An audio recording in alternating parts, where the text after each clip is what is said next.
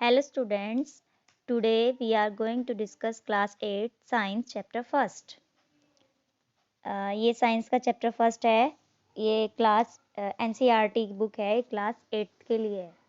Chapter first का नाम है आपका crop production and management. It means फसल उत्पादन एवं प्रबंध कि एक जो फसल होती है उसका उत्पादन और प्रबंध कैसे किया जाता है। पहली and Bujo went to their uncle's house during the summer vacation. जो क्या होता है, एक पहेली और बुजो होती है, वो ग्रीष्म अवकाश में अपने मतलब गर्मियों की छुट्टियों में अपने अंकल के घर जाती है। There uncle is a farmer, उनके जो चाचा हैं वो एक किसान हैं। One day they saw some tools like खुरपी, sickle, shovel, plug etc in the field. एक दिन वो खेतों में क्या देखती हैं, कुछ टूल्स देखती हैं, जैसे खुरपी और ये क्या है, सिकल, शॉवल। सिकल होता है दरांती और शॉवल होता है बेलचा, यानी जिसको हम फावड़ा भी बोलते हैं, और वो सब खेतों में देखती हैं। ठीक है, okay. I want to know where and how we use these tools. मैं जानना चाहता हूँ कि हम इन औजारों का प्रयोग कहाँ और कैसे करते हैं। ठीक है, you have learn that all living organism require food. आप पढ़ चुके हैं कि सभी सजीवों को भोजन की आवश्यकता होती है। Plants can make their food themselves. जो पौधे होते हैं वो अपना भोजन स्वयं बनाते हैं। Can you recall how green plants synthesis there own food. जो हरे पौधे होते हैं वो अपना भोजन किस प्रकार संश्लेषित करते हैं। ठीक है, animals including humans can not make their own food, so where do animals get their food from. क्या है कि जो मनुष्य सहित सभी जंतु भोजन बनाने में असमर्थ हैं, मतलब जो मनुष्य और जानवर होते हैं वो भोजन अपना स्वयं नहीं बनाते हैं।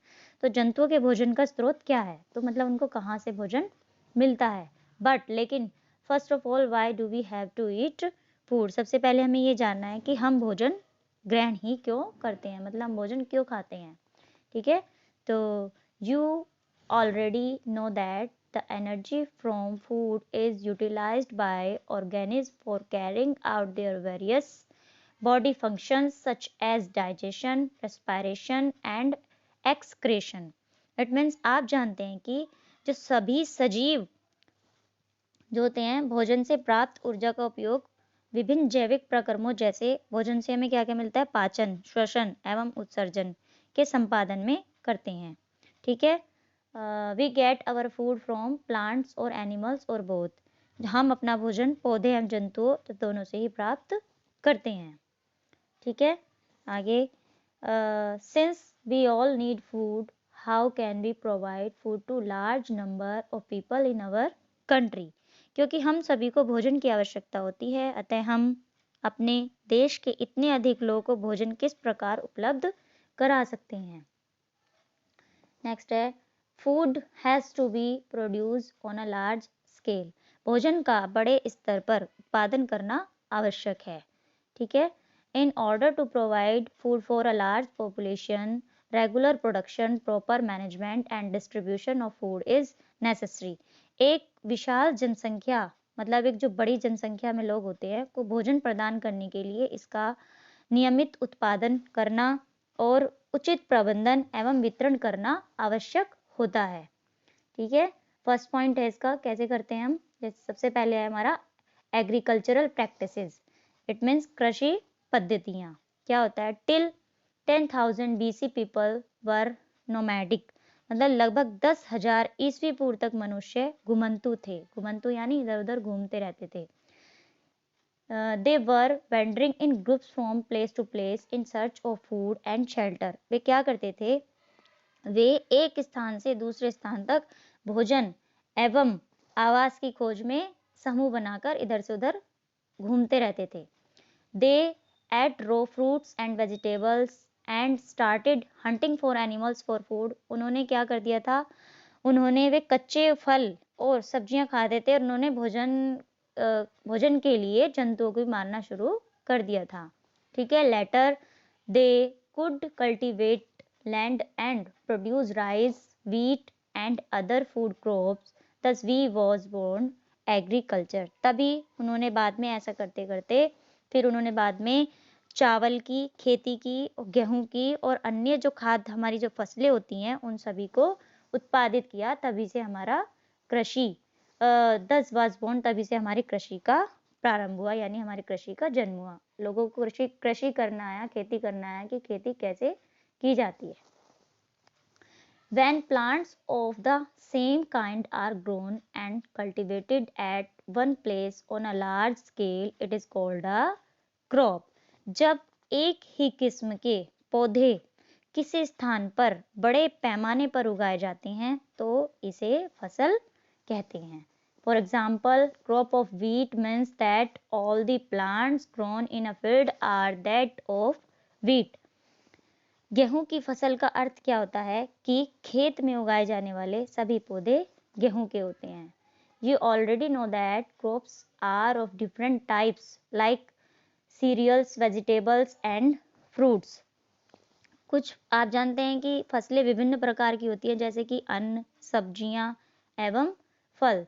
These can be classified on the basis of the season in which they grow. ठीक है, जिसके आधार पर हम फसलों का मतलब जिस मौसम में जिस पौधे को उगाया जाता है उसी के आधार पर हम इन सभी फसलों का वर्गीकरण करते हैं। ठीक है।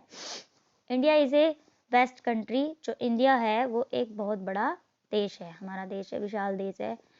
The climatic conditions like temperature, humidity and rainfall vary from one region to another. Accordingly, there is a rich, मतलब क्या है, भारत एक विशाल देश है। यहाँ ताप टेम्परेचर ताप होता है, ह्यूमिडिटी होता है आपकी आर्द्रता, और रेनफॉल कंडीशंस क्या होता है, and rainfall vary from one region to another.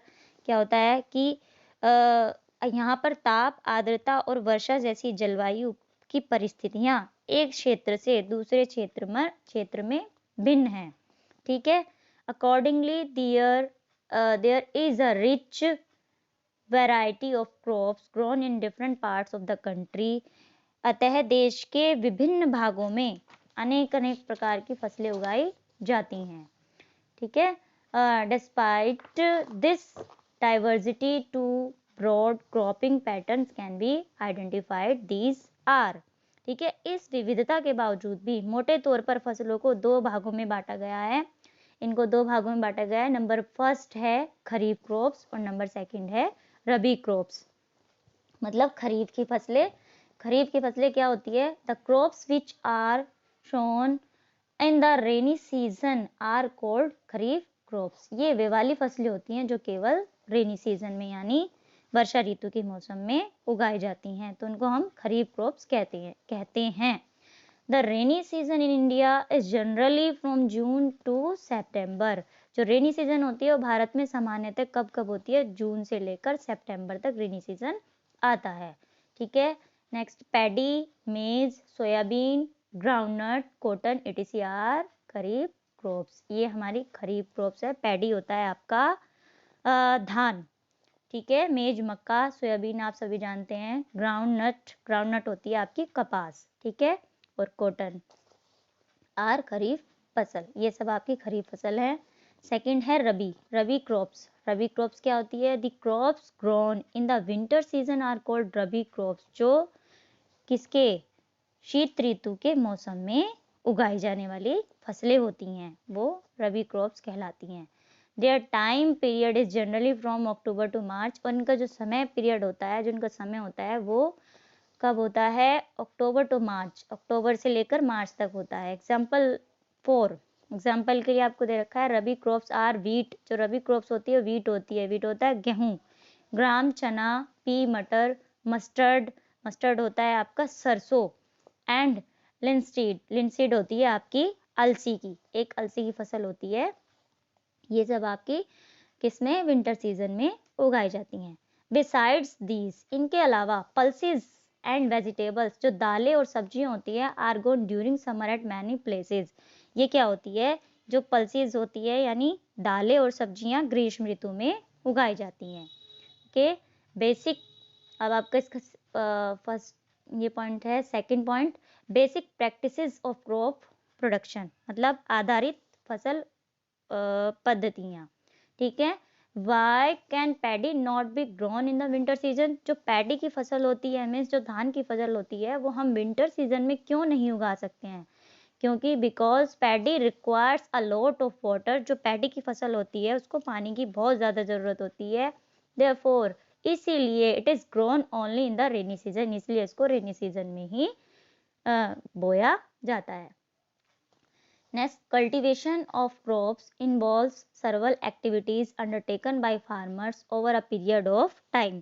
जो फसल उगाने के लिए किसान को अनेक क्रियाकलाप यानी सामयिक अवधि में करने पड़ते हैं, समय समय के अनुसार करने पड़ते हैं।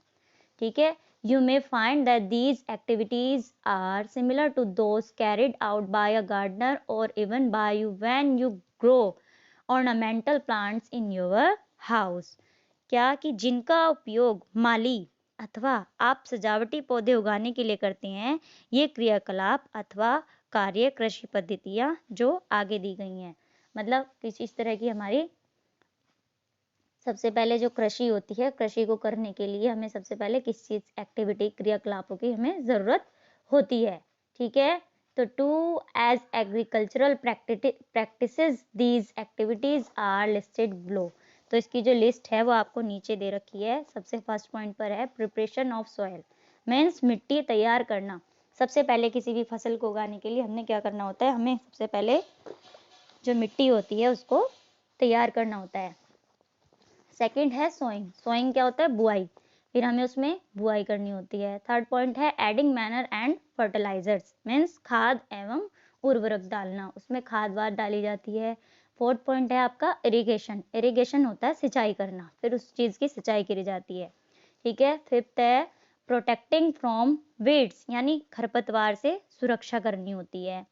सिक्स है हार्वेस्टिंग, हार्वेस्टिंग होती है कटाई। और सेवंथ है आपका स्टोरेज, स्टोरेज होता है भंडारण।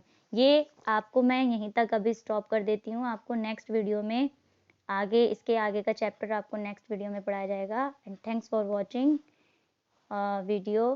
प्लीज़ आपको अगर हमारा चैनल पसंद आता है सक्सेस मंत्रा, आपको वीडियो अच्छी लग रही हैं तो लाइक एंड सब्सक्राइब करना बिल्कुल मत भूलें। Thank you so much.